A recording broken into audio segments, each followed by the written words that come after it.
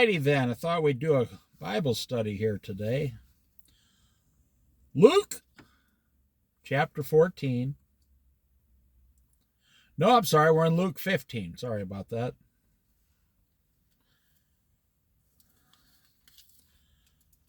We just went through the parable of the lost sheep. Now the parable of the lost coin. Verse 8. Chapter 15, verse 8. Or suppose a woman has 10 silver coins and loses one. Now, the way you should think of this is, back then, a silver coin was about a day's wages. So if you lose a coin, you lost an entire day's wages, you see. I've said this before, silver is supposed to be about $120 an ounce right now. But they took us off the gold and silver market, President Nixon did. And that's why our money is pretty much all screwed up in the world. We go with paper money, but so back then, you see, like they used to go like an ounce of gold was $20 or $25 or $35 back after the Great Depression, and it was like a day's wages. Back when things became normal again, you made about $30 a day back then. Now, an ounce of gold is not supposed to be a day's wages. They say an ounce of silver right now is supposed to be about $120. And an ounce of gold is supposed to be about $3,000.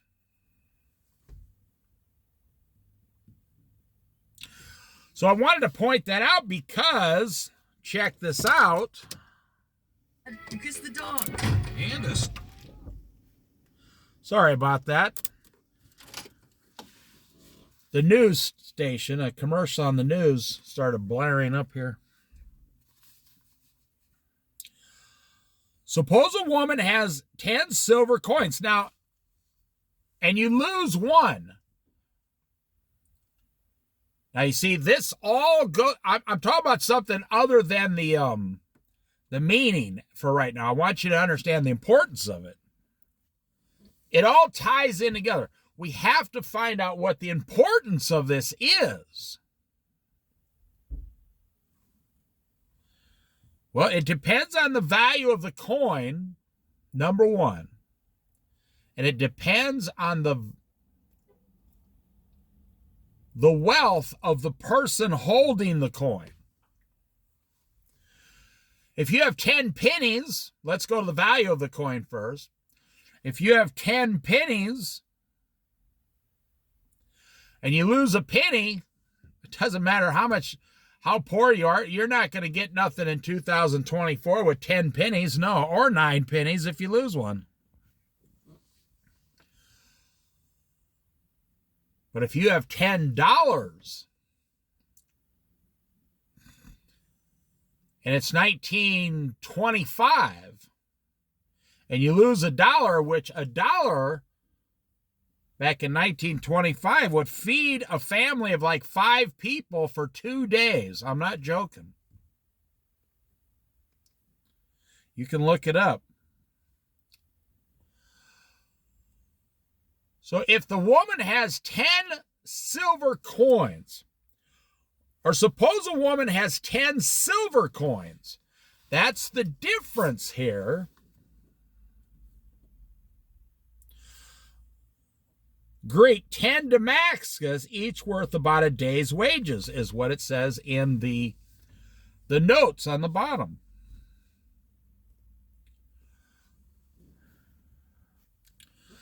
So let's go to 2024. If you got $100,000 in the bank and you lost a day's wages, you're probably not going to care. You can go, well, I lost a day's wages. I'll just bite the bullet. I mean, people lose their wallet. They lose their credit cards, their driver's license, their information, their IDs, their wallet. They might have had $300 or $400 or $200 in the wallet, or $80, whatever, depending on the wealth of the person.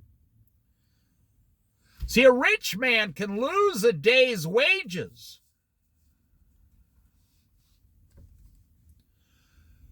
And not even blink. Even if he makes, $500 a day. He's going to say, well, I lost a day's wages. And that happens a lot in business. Most rich people are rich. They are rich because they own their own business.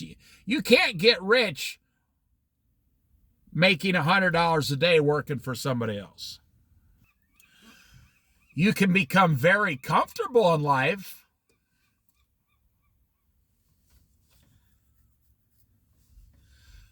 but you're going to have to live a certain way, that's for sure. You're going to have to live on $70 a day. 2 people with 1 or 2 children, yeah, you're going to have to live on $70 a day and then save the rest. And then after like 10 years, you're in a very comfortable position financially.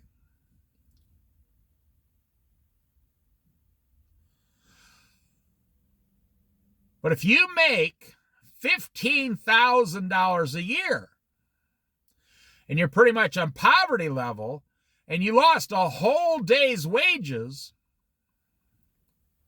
you got problems. You got some major problems. Now, today, silver's running like $23 an ounce. They got it so screwed up.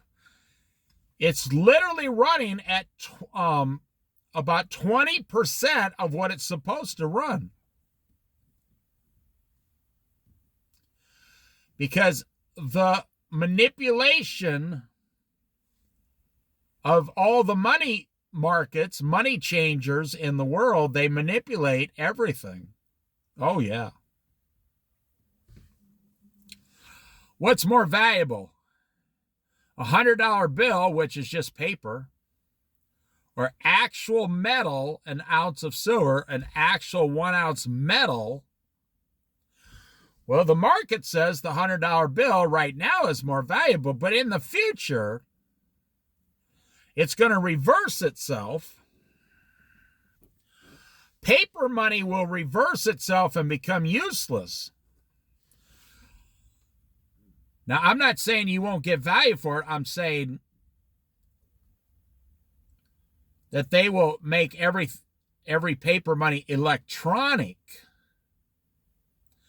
But they can't make gold and silver electronic because it's an actual physical asset.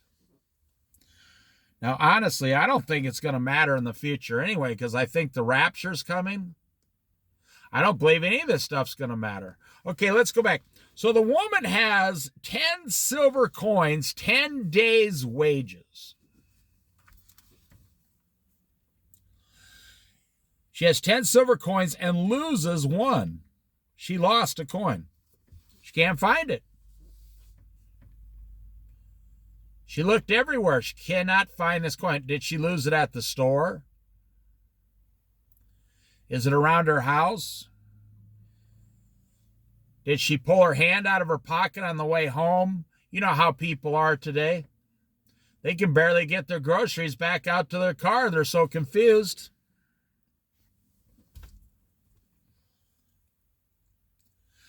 How many times, if you ever sit in a parking lot, how many times you see someone in today's society, and not old people, this is people of all ages. Even young people do this now, which is scary because the internet has them going so fast.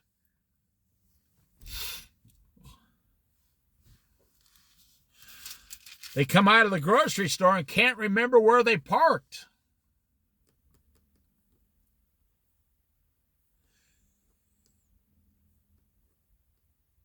I asked a young person once I knew, I said, how much money do you got in your wallet right now? I say young, like 25 years old. That's not really young. A person 25 years old, in my opinion, should know how much money's in their wallet.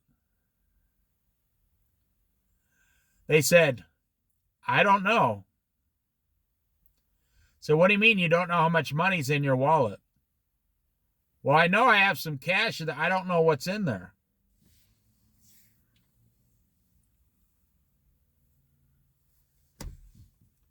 To me, that's a very poor life planning, poor planning life for sure.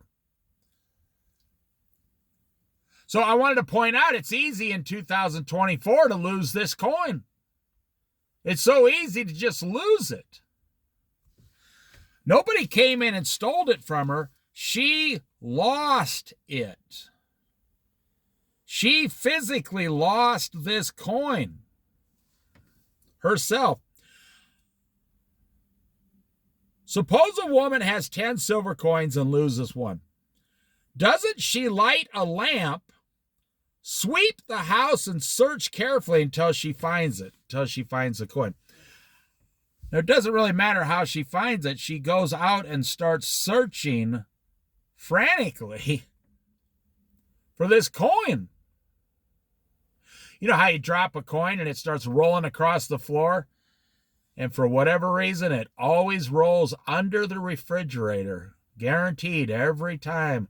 The coin, the coin will go all the way across the room, rolling right underneath the refrigerator. Every single time. It's guaranteed. 8 out of 10 times. Or it'll go under the stove. Or if you're in the basement, it'll go under the washer or the dryer. You know, the guys who own these laundromats, they tell you all the time, every time they have to pull out a machine and fix it, there's like $3 or $4 in coins underneath the machine. So the fact that this woman lost her coin, that makes her 100% normal. People, they just lose things all the time. We're going 150 miles an hour today. Someone has their glasses on top of their head and they're looking for their glasses and they're wearing their glasses.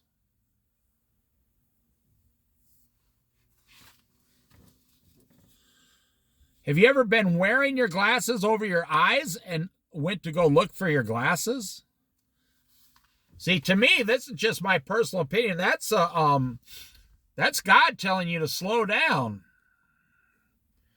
That's life telling you, slow way down. You're going way too fast there, partner. This woman lost her coin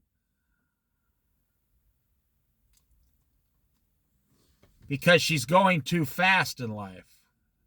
Even back then in the Bible, Jesus is giving us an example of people going too fast. Now, I knew this woman when I was 17 and a half years old, and I was working in a packing house, yes, at 17 and a half. And I wasn't supposed to work there until I was 18, and I was going fast trying to keep up.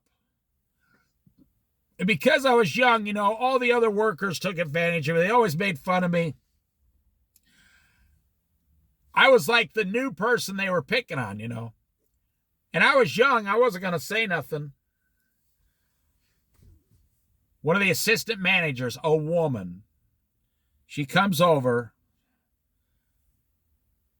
holds my hands. I mean, she was like 35 years old. She started holding my hands. I'm 17 and a half years old. She said, David, I want to talk to you. I said, okay. I'm like, now this is while everybody's working. And she was married. Her husband was standing right over there. And he just smiled. I had no idea what she was doing. She says, I want to teach you a lesson. Haste makes waste. I said, well, could you explain that to me? She said, the faster you go, the further behind you're going to get. So she says, I'm watching you trying to keep up, go as fast as you can, but you're making more work as you go fast. I said, okay, well, I mean, this is like my first real job, 40 hours a week. So what do I do? So she explained the steps to me. She says, if you do this, And that only, then you'll get better at it and you'll go faster and you'll have more time to relax while you're working. I said, I will try that. Thank you. So at the end of the day, I went into the office. I said, I want to thank you. You just cut my work in half. She said, remember, the rest of your life, haste makes waste. The faster you go, the further behind you get. Now, that's what I'm saying about this woman who lost the coin. Now she had to spend, I don't know what, an hour, 2 hours, 3 hours searching for the coin. You see, she was going too fast. She lost the coin. So now she created for herself several hours of work. It was unnecessary work. She didn't have to do any of those things. If she wouldn't have lost the coin, if she would not have lost the coin, she wouldn't have had to do all that extra work. Think about it. Now, I'm going into great detail. This is only 3 verses, 8, 9, and 10, but I want to take this opportunity to really teach what's going on. Like today, people are going to watch the big football game, right? It's Sunday. I don't know when it starts. I don't even know who's playing in the game. However, they're going to watch this. And as they're doing it, they're spending all this money, which is going to get them further behind. They're creating all this work and dirty dishes, which they got to spend a couple hours cleaning up afterwards. They're doing all these things. Tomorrow, you're going to be hung over for work and getting you further behind. So even something you think, the big, football bowl today, now today you're going to gain like 6 pounds, putting you further behind in life. Even when you think, now think about it, you think, okay, I'm going to get 3 hours of pleasure during this football game. But you created 13 hours of work. You got to go do all the shopping. You got to do all the shopping in advance of everybody coming over. You see, the way Americans enjoy themselves completely blows my mind. I used to live this way like in my 20s or early 30s, but I quit doing it. I realized, I was reading the Bible. I realized a long time ago, I'm putting forth 10 pounds of effort to receive 2 pounds of pleasure. And I was like, wait a minute. Like, let's take the silver coins. I'm spending 10 silver coins to receive 2 silver coins of pleasure. And I went on this journey in my life with Jesus Christ and my wife, how to be completely peaceful, happy, content, and satisfied on nothing. I thought to myself, you see the food I make now you go to my playlist, look at the food I'm cooking now. It's usually 2 or 3 ingredients and boom, it's done. It's always like under $5 per person usually. And boom, I save all that money. See, every time I eat, I save money. Every time Americans eat, boy, oh boy, you have to get beer, wine, food. You don't cook it, you just bring it home. Every time you eat, you have to go back to work at work for 5 more hours to make up for the dinner you and your wife just ate and your kids. See, to me, I've never understood a new car. Now, I'm still talking about this parable, believe it or not. It all ties in. I never understood a new car. The pleasure it gives people, because it's a lie. They say, okay, I bought a $40,000 car. Well, let's back up. Let's go 20 years ago when I was younger. You could buy a really nice brand new car for $20,000. I mean, just a kick butt car for 20 grand. But as soon as you drove off the lot, it was only worth $16,000 1 month later. And what happened? Everybody just accepted that as the way it was supposed to be.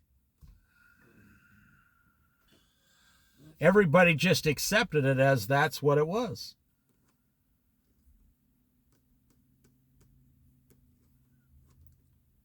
Well, it's just depreciation, ho-hum. And you would go to a car lot and there would be a brand new car. They don't do this anymore because, they don't want to give you any ideas. But there would be a brand new Ford pickup, $20,000, 20 years ago. And right next to it, they would say, or you could buy this used one for $17,000. It's 2 years old. They, well, how many miles does it have on it? They say just an old gentleman owned it. He died. Now, we bought it back from him, and it's only got like 11,000 miles on it in 2 years. And the person, there's some kind of psychological thing like, no, I want a new car, or no, I don't know how that old man drove, or no, I don't want 11,000 miles on my new car.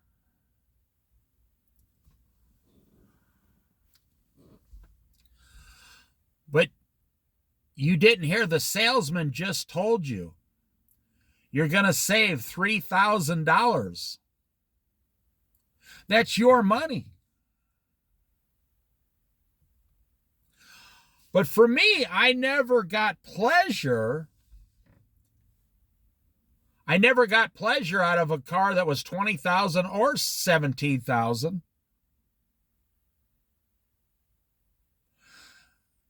I had a buddy when we were younger. He was one of the first guys to ever, amongst the group of 20-year-olds to go buy a brand new car. And boy, he bought a stupid looking car. I'm telling you, he bought a car that was just dumb. 4-cylinder back then. Back then, 4 cylinders were like, everything was 8-cylinder, 6-cylinder. He bought a 4-cylinder car. Had no power.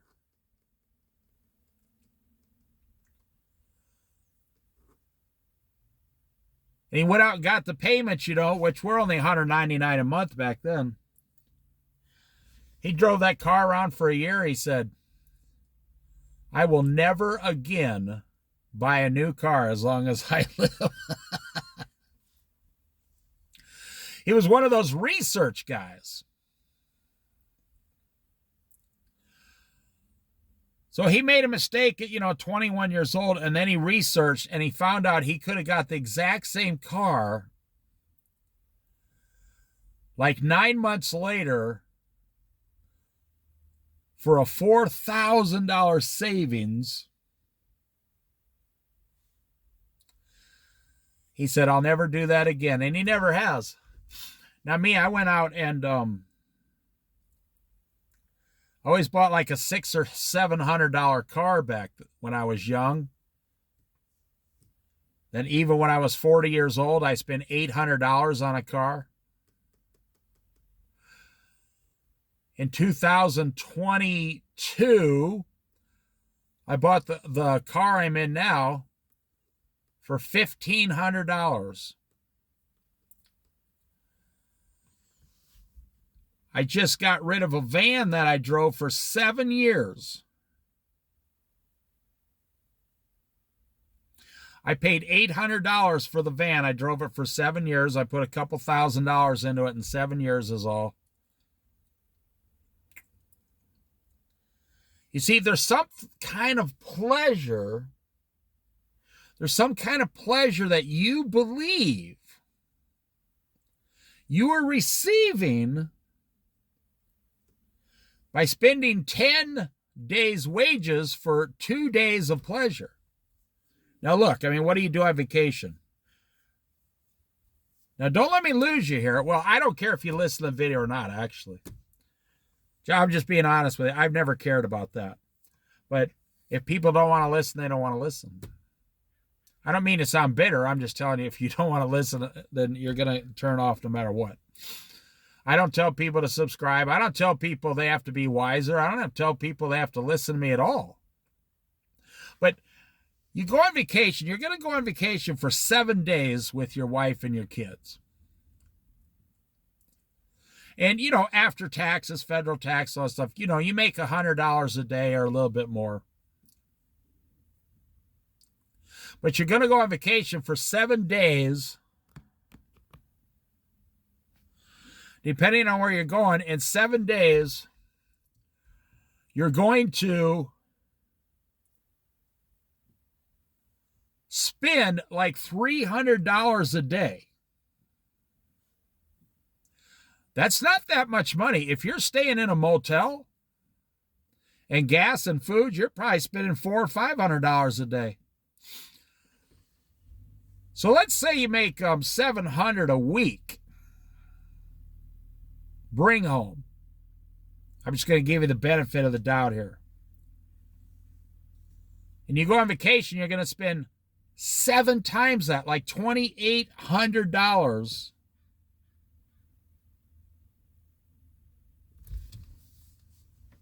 4 times that. You're going to spend 400%. You're going to spend almost $3,000 on vacation.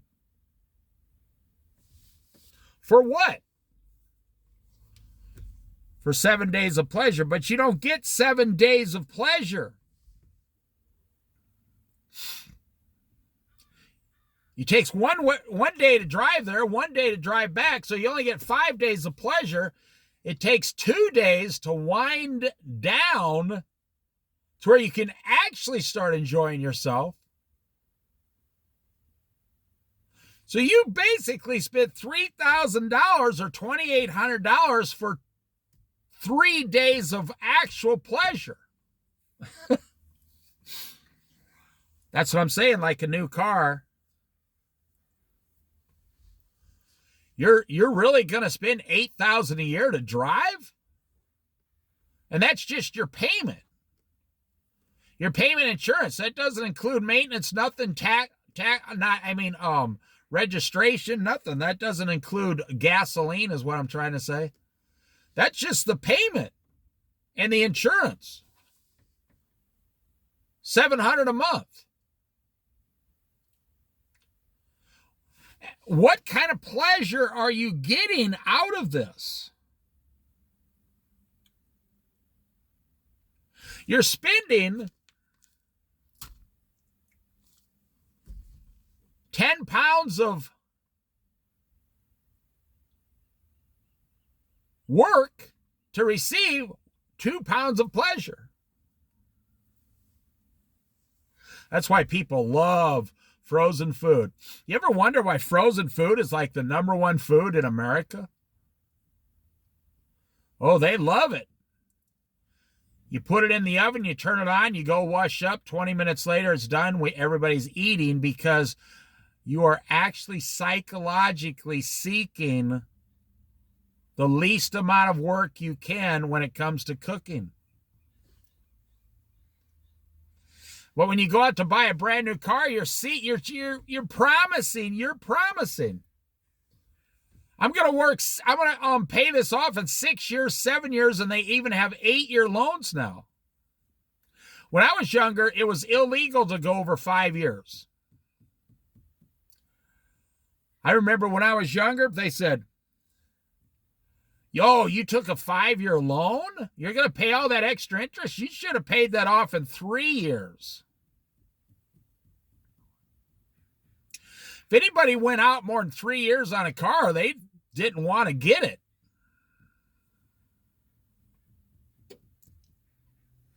Because they knew back then.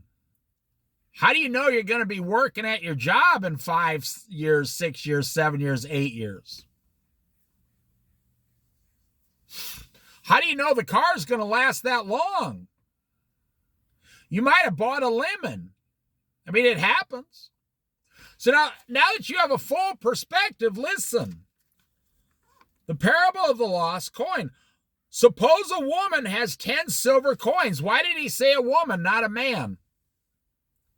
Why did God say a woman, not a man? That's very curious. Why would God say, suppose a woman has 10 coins and loses one? Why didn't he say, suppose a man has 10 coins and loses one? Well, one reason might be because women take care of the household. Especially back then. Men, look at all those crows. Whoa. I just had like 150 crows fly by me and over behind me. Now suppose, like back then, the man would go out and he would work in the fields and bring home the money. But the woman, the wife, the mother, she would take care of the house. She would read the parable of the parable of the noble woman at the end of Proverbs chapter 31. A wife of noble character. Read it. She's the one making a lot of money. She's the one spending the money. She's the one deciding on how to profit with the money. Go read it. A wife, in God's eyes, a Christian wife, never brings her family harm. Go read The Wife of Noble Character, and you'll find out what God's standard is to be a Christian wife. I'm not trying to depress you, I'm telling you. When you read that, she brings her family good, not harm. Do you know you harm your family as a woman by charging your credit cards? Do you know, and you can listen to Christian women talk about this in seminars all day long. They will tell you in a lot nicer way than I am. I just tell you the way it is. They'll tell you in a lot nicer, more gentle, loving way that every time you use your credit card and hold a balance and pay all that interest, you're harming yourself, your husband, and your family. And when a Christian woman finds that out, a light bulb goes off. She says, oh, wow. I thought I was just getting in financial trouble. I didn't realize I was getting my family into physical harm for the future. Now we're getting down to it, aren't we? Down to the brass knuckles. Yep, right on the pavement. We're getting right down to what this woman's up to here that lost this coin. She lost a coin, and if she's the kind of woman that's, just trying to go out and shop, and spin, and get stuff for herself, she lost the coin and she's harming herself. But if she's the kind of woman who is a wife of noble character, a Christian mother of noble character in the Bible, she's trying to find that coin for her family. It doesn't say which kind of woman she is. She's trying to find that coin for the prosperity of her family. Now, I'll tell you something that's going to be real harsh for a lot of you Christian women to hear. And God bless every one of you. I got nothing against you. I am not a man who is angry at women like a lot of guys I know. No, not at all.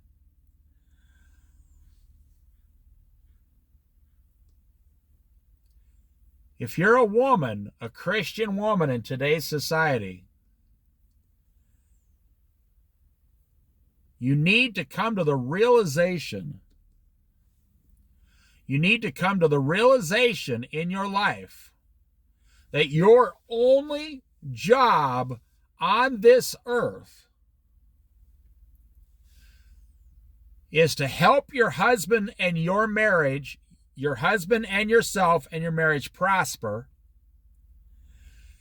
and to raise your children to prosper.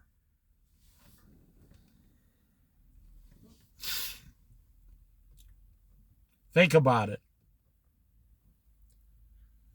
Your job is to not shop clothes for yourself. That's not going to help your family. I'll tell you what, God loves nothing more than a Christian wife who is puts herself last every single time. And it almost makes me cry when I think about these women that I grew up with. These Christian women put themselves last so I could do better in life, so their husband could do better, so their children could do better. God only knows where I'd be if my mother didn't explain Jesus Christ to me, since the day I was born.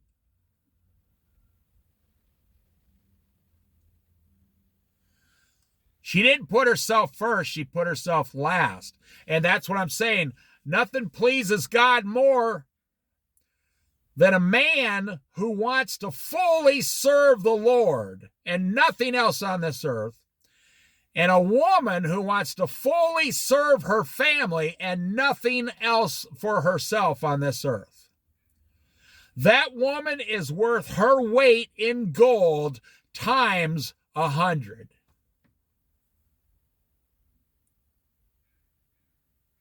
That woman is worth her weight in gold times 100. Wow, look at this. Look at these crows. I don't know what they're doing because I don't have any food. Unless some angel is... And they all look like beautiful looking crows. And they go, at the end of the night, they go all the way across the river to those trees for safety and spend the night over there. And then they come back at sunrise all the way back into town. Nothing pleases God more than those two things for a man and a woman. So now let's read these 3 short verses. Suppose a woman has 10 silver coins and loses one. Well, right there, now we understand. Well, wait a minute. What kind of a woman is this? What kind of a woman is this? Is she the kind of woman that was pleasing to God and she wants to find that coin because her family depends on it? Or is she the kind of woman that was out secretly shopping for herself, putting herself first? Doesn't she light a lamp, sweep the house, and search carefully until she finds the coin? And when she finds it, she calls her friends and neighbors together and says, "Rejoice with me, I have found my lost coin." Now, Jesus is actually talking about himself. He finds lost sinners, and he calls the entire inhabitants of the earth and all the angels, "Rejoice with me. We found another lost sinner that has been repenting." In the same way, I tell you, there is rejoicing in the presence of the angels of God over one sinner who repents. That's right. Just like the woman who is it doesn't matter which kind of woman she is. She's rejoicing that she found her lost coin, which is an entire day's wages. Now we know this because it said silver coin. It didn't say she had 10 gold coins. It didn't say she had 10 platinum coins, you know. Platinum is worth more today. Of course, I don't even know if they knew what platinum was back then. Maybe, but they didn't have a use for it, not really.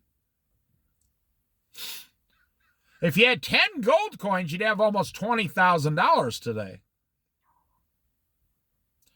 And if you lose one, you lost $2,000. You're wondering, what the heck? Did someone steal? Where did it go? Did my cat swallow it? I mean, who knows, you know? Well, it comes down to the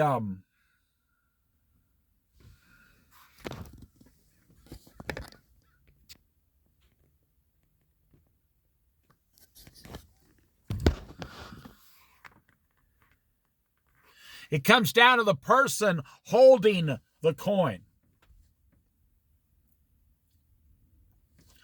First of all, you're blessed enough to have 10 days' wages. Now, back then, they didn't have health insurance. They didn't have unemployment. They didn't have sick pay at work. You have no idea how blessed we are as Christians to be born in these last days. You're only looking at, well, all the things are bad down here because of inflation and the high price of a house and the high price of a car. And it's almost impossible for me to eat all this junk food and still save money. It's getting really hard to keep eating a whole pizza every night and still save money at the end of the month. Gee, I wonder why. But here's how God looks at it. God says you don't have to participate in the pizza thing. I know that's going to blow your mind. Have you ever said, tonight I'm not going to eat a whole pizza or half a pizza? Now hang on, I'm going to eat an apple. I'm going to eat a raw apple and go to bed, get some rest. An apple and some water and go to bed. Yeah, you don't like the sound of that. You don't have to have all these problems. And I go back, the woman did not have to lose her coin. All of this is frivolous because she didn't have to lose her coin in the first place. And I'm kind of thinking the fact that she lost this coin, that maybe they're making fun of her. Maybe the Lord is saying, let's read this in reverse. There is rejoicing in the presence of the angels of God over one sinner who repents. Okay, let's go backwards. Why is he bringing that up? Because in chapter 14, he went to a Pharisee's house and they started making fun of him. Then he told the parable of the wedding banquet. Many are invited, but there's many excuses. Many are invited, but there's many excuses. Then he told the cost of being a disciple, which is a hard lesson. Then he told the parable of the lost sheep, and they were muttering about him. They were muttering and whispering against Jesus, like, who does he think he is? This man welcomes sinners and eats with them. So then he said the parable of the lost coin, and the next one we'll do next time is the parable of the lost son, which is a long Bible study. But for now, you see, he's giving them examples. Even if a woman loses a coin, She rejoices greatly when she finds her lost coin.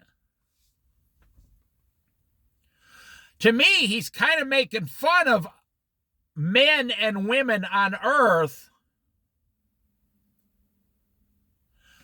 So if you just lose a coin and you find your day's wages, you find your silver coin, wouldn't you be happy? And, if $20 was flying down the sidewalk, you don't think you could run, but you'd start running. You're like, ooh, I just found a $20 bill floating across the parking lot. You'd be so happy, you'd go and tell everybody, hey, I just found $20 floating around. Or maybe you wouldn't tell them. You wouldn't want someone to claim it. Someone would say, hey, I just lost $20. And then you'd have a problem.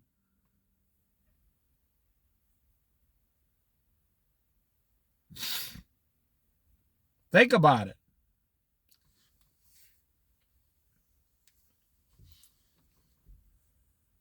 So the Lord's saying, why are you surprised? He's talking to the Pharisees and the teachers of the law were muttering back in verse 2, this man welcomes sinners and even eats with them. And he's saying, if one of you had a child fall into a well or something, wouldn't you, or if you lost a sheep, wouldn't you go and try to get your sheep back?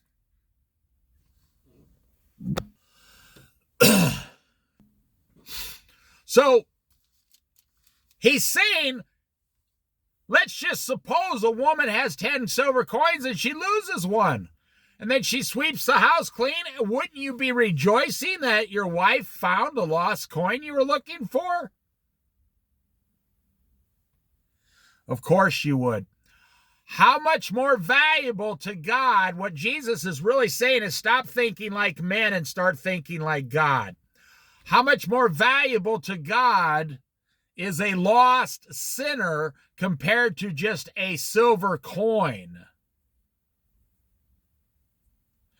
Jesus uses money a lot to compare the condition of our hearts. He also uses animals a lot, like sheep and sparrows and, birds. He uses flowers, wildlife, vegetation a lot, mustard seeds, wildflowers, the lily of the field. Jesus was the expert of using everything around people, trying to teach them something. So here's the moral of the story. If that's how much you rejoice when you find a silver coin, a day's wages, and this goes to 2024 like you've never seen before, you've never seen. In 2024, are you happy when a sinful person repents? Are you really full of exceeding joy like the angels when someone repents and gives their life to God? Because you see, in 2024, and actually for the last 40 years, we are in a competition with each other over money. I guarantee it. We are in a competition over money in today's world. We work at the same job. We do the same job. And if you make 25 cents an hour more than I do, I'm ready to strangle you. Think about it. That's how you are, and you know you are. It's not human nature, it's decision. You're making a decision to become angry. Think about it. If someone owns you go out and buy a brand new car, and you thought you did real good, you spent $35,000 on a brand new economy car, and your neighbor comes home with a $90,000 diesel truck. You become angry. What the heck?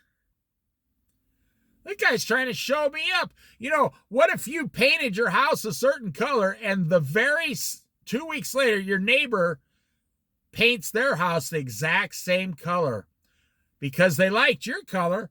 They didn't say nothing to you. They just went ahead and painted their house. And you're like, why would they paint their house the same color? I'm telling you, the condition of the human heart is so sad, especially outside of Christ. Think about what I'm saying. Jesus is telling these people, suppose one of you has 100 sheep and loses one of them.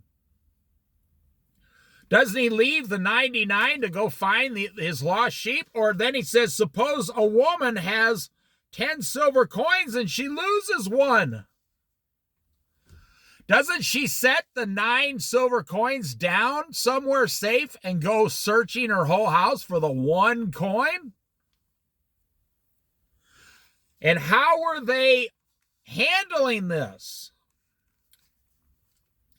The Pharisees and the teachers of the law were muttering and complaining against Jesus. They're complaining. What is Jesus doing? He's just doing some good works for everyone. He's healing. He's teaching.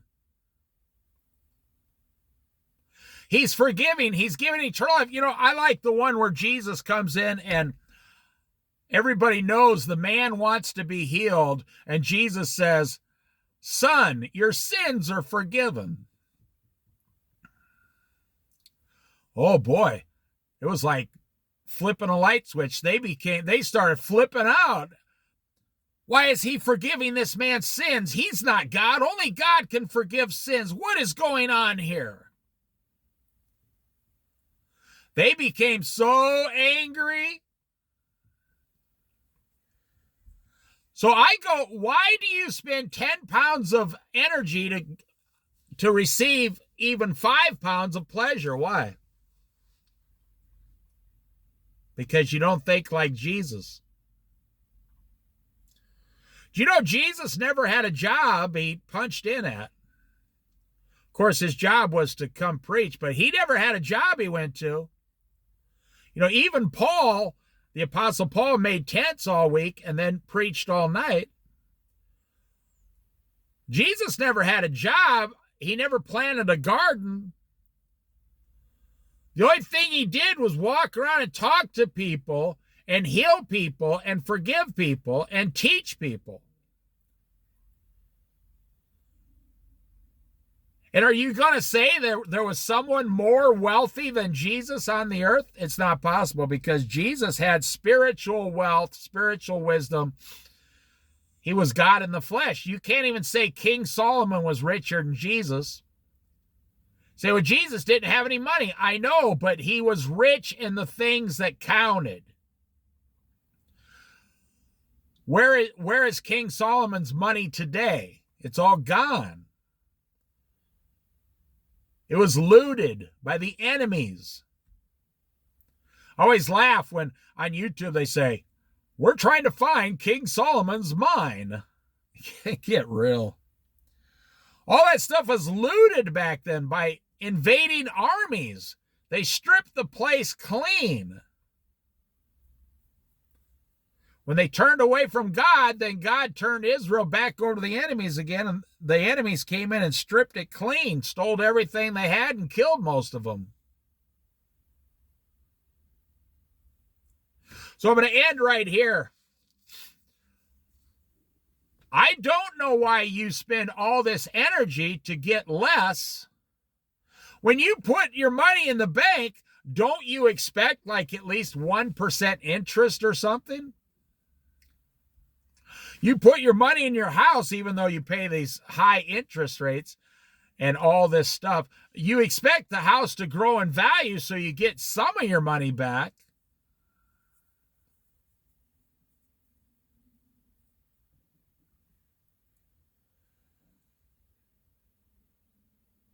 There's a thing that if you pay 3.5% interest over 25 years for a house, you only get back the money you paid. That's it, plus the interest. So if you buy a $200,000 house and in 25 years it's worth $400,000, that's how much money you gave the bank, about $400,000. You just get the money back. Your house really didn't increase in value. You didn't get any more money for your investment.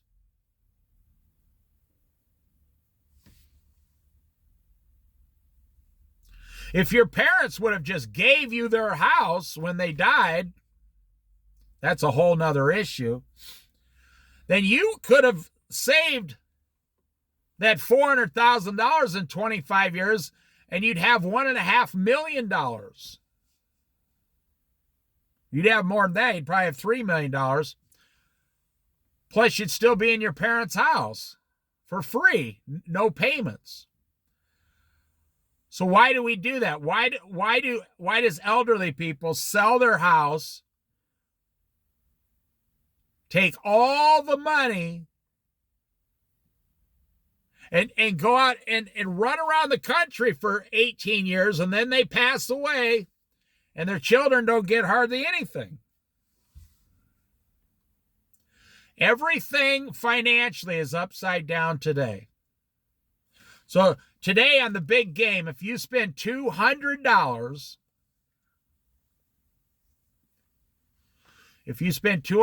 on this big game just for your family, you get 3 or 4 hours of pleasure,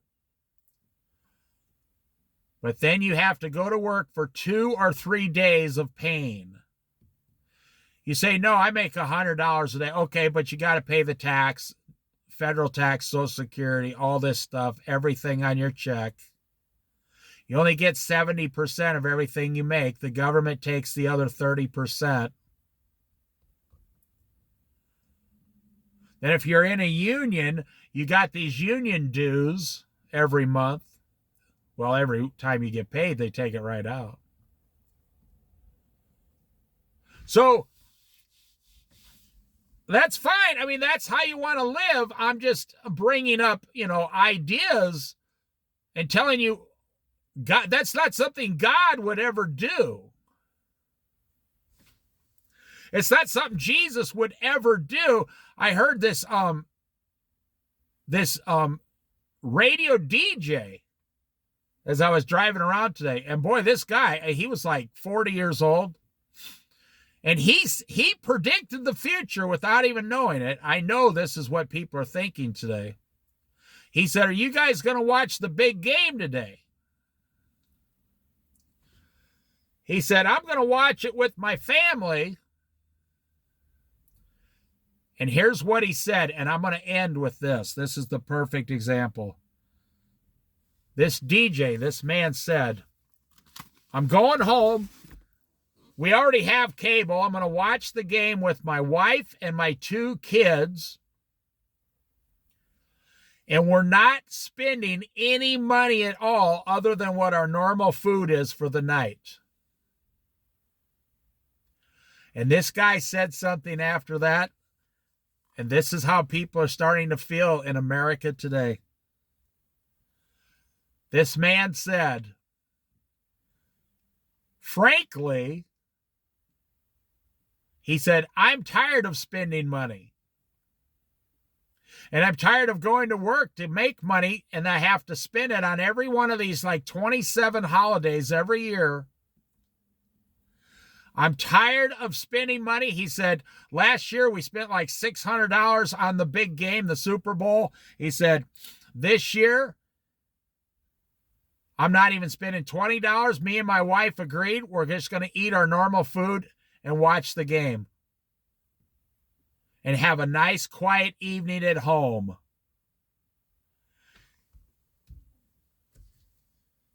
See, the woman lost her coin. You don't have to worry about losing coins when you're not participating in the new cars, the new houses, the new clothes, the credit cards. Not because I'm telling you, but because Jesus. Can you imagine 2024, Jesus, 35 years old, and he says, I'm going to start my ministry, and some preacher says, oh, okay, we can help you with that. And Jesus would smile and say, oh, how are you planning on helping me? Well, to start a ministry, you got to go down and borrow some money. You got to get a church.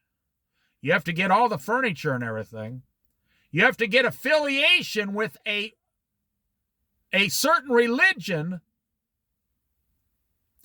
Then a church thing, you have to sign documents and stuff. You have to hire staff and pay people. What kind of a salary? Hey, Jesus, what kind of a wages, what kind of a salary were you looking for? And also, you're going to need an ATM card. You're going to need a good bank behind you, Lord. That's what a preacher and a minister do today, every single one of them. You're going to need a really good bank behind you because all the money you're getting, you're going to have to put in the bank, and you're going to have to invest. Then you're going to have investors, but you're going to have a wallet. Do you have a wallet, Jesus? You're going to have to get 2 or 3 credit cards because you're going to be flying all over the world on airplanes. And Jesus says, no, I like walking. I'm more of the walking type. I like to walk everywhere. And then you're going to need an ATM card, a checking account. And then, Lord, last of all, I know you just started out here, Lord. You're only 30 years old, but you really are going to have to start investing into a retirement package for when you get later in life.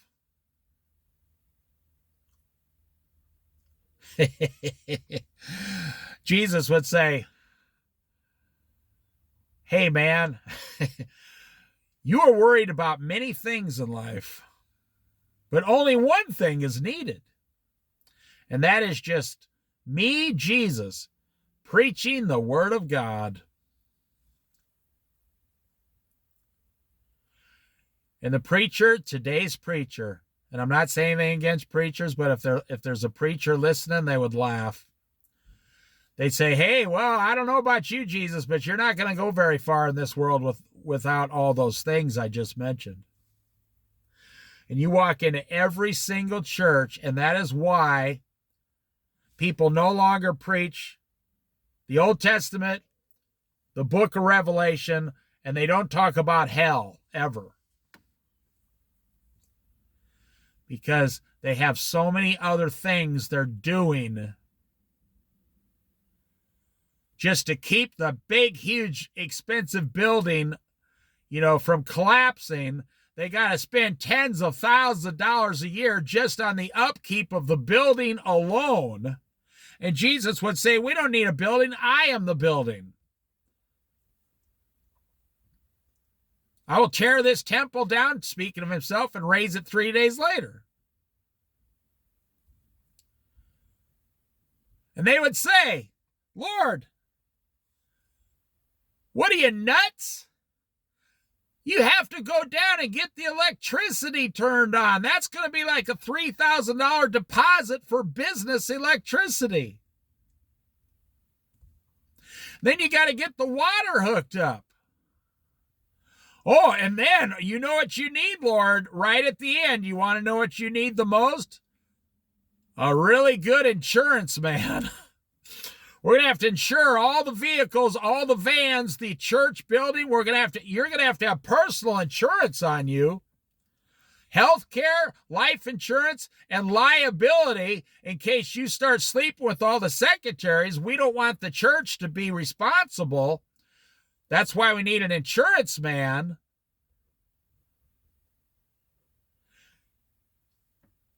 And if you're not waiting for the rapture, you're crazy. If you're just running around in this world getting whatever you want, you're crazy. Get rid of everything you have outside of Jesus and then see how easy your life is after that. Start living like Jesus. People tell me, oh, I know this guy Dave on the internet. He lives so simple. And I tell him, don't talk about me. Don't use me as an example. Don't try to live like me and get rid of 10% of your items. You're not accomplishing anything by trying to imitate me. Imitate Jesus. Follow Jesus. Oh, well, now we find out why you're not doing it. You're picking me instead. Yeah. Now we're finding out, oh, well, I'd rather imitate you, Dave, but if I have to imitate Jesus and live like Jesus, well, now I got to really dig deep and give up a lot of stuff. And we just read in chapter 14, the cost of being a disciple of Jesus. And in that chapter, it says very specifically, go and sell everything you have. It said it very specifically, and people don't like to hear that. Chapter 14, the cost of being a disciple. Right at the end, it says, go sell everything you have. So don't follow me, no. Your only goal as a man should be to imitate Jesus and treat your wife like the best investment you have, and train your children in the Lord Jesus. And as the wife, help your husband prosper in Jesus and raise up your children in a loving way with Jesus.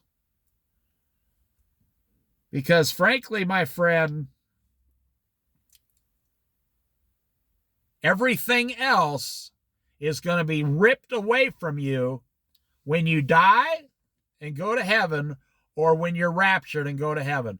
Every other item you have will be ripped away from you and gone. That's your standard. Suppose one of you loses a coin. Jesus isn't trying to help you find a lost coin. Jesus is trying to help find you.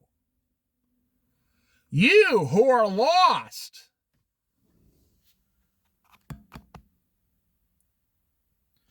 That's who Jesus is. That's his goal on this earth, to help find your lost soul.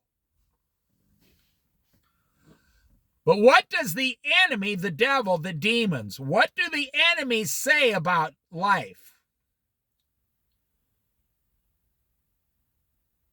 They always bring up money, the false god. They never talk about Jesus.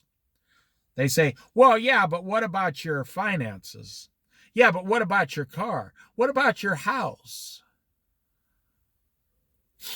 You think you're doing something profound by finding a house for $100,000 and saving money? You're not doing anything profound. Follow Jesus.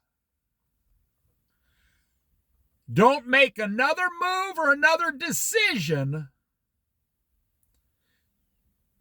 until you're 100% certain and sure that Jesus said, you do this. And how do you do that? You have to get down on your knees and prayer, the man alone, the woman alone, and then you can pray together. But you have to have a personal, quiet, alone time with your master, the Lord Jesus Christ, so you can hear his voice telling you what to do next. And I don't care what anyone says. I'll tell any American Christian this. Jesus never told one single person to turn on the TV today, one of his children, turn on the TV and watch the Super Bowl. You never heard Jesus say that. Jesus never once told a single person in this world, buy a $300,000 house. Jesus never told one single Christian, I need you to go buy a brand new car and take on some payments. Jesus never did that. He never told anyone to do that. Jesus never once told a woman, take your credit card down and buy some new clothes, some newer clothes, some more, vibrant, spandex, short skirts, high heels. You never once heard those phrases come out of Jesus's mouth. That's what the world is doing to all of us. Lying comes to steal, kill, and destroy, and lie to you. That's what the enemy came to lie to you, tell you all these lies. And that is why you're frantically looking for that lost coin so you can make your house payment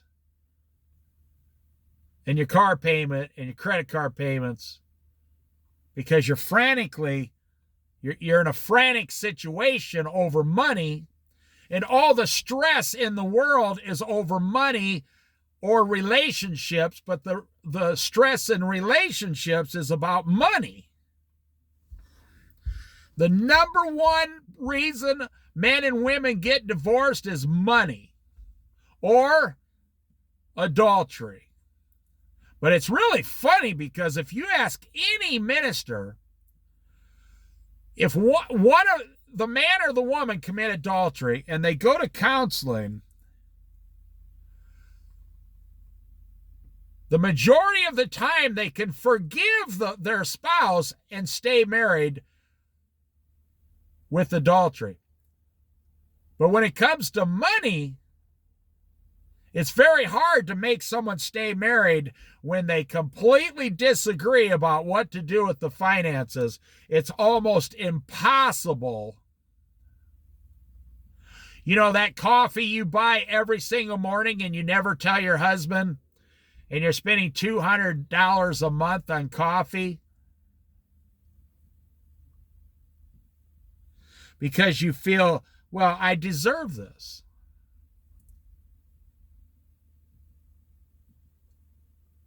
Well, that's what I'm talking about, living outside of Christ. Now, if your husband came along and said, I committed adultery, I slept with some girl, and after, 3 months of counseling, you're like, I forgive you.